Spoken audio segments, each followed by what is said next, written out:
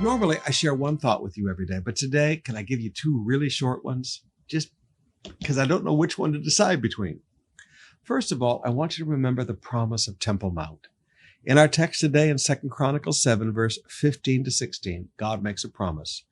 My eyes will be open and my ears attentive to every prayer made in this place. For I have chosen this temple to be set apart to be holy, a place where my name will be honored forever. And I will always watch over it, for it is dear to my heart. Going to the Western Wall for prayer is not idolatry, okay? There are people who say, oh, Pastor Sumrall always wants everybody to go to the Western Wall to pray. It's not idolatry. Now, it's been a few years since we've been there, but it's something I love to do. And I love to take your prayer requests. And when we go, we usually take about 10 to 12,000 prayer requests with us on little sheets of paper. And we go down to the Western Wall and spend a day in prayer. Because God said, my eyes will be open and my ears will be attentive to every prayer prayed in this place. One of the things I love to do as your pastor is to sit there with your little sheets. And I hold each one and say, Lord, see this today. And Lord, hear this. And I call your name and I read one of your prayer requests. Some of you try to write microscopically with 15, but I just read the first one. And Lord, see this. And Lord, hear this request. You promised. I encourage our people when we're in Jerusalem every night to go spend some time at the Western Wall.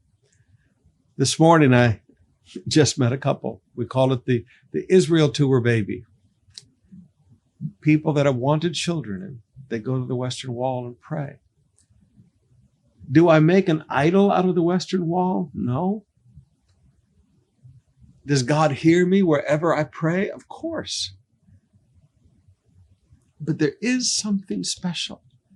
There is a promise about the prayers that are prayed at the Western Wall.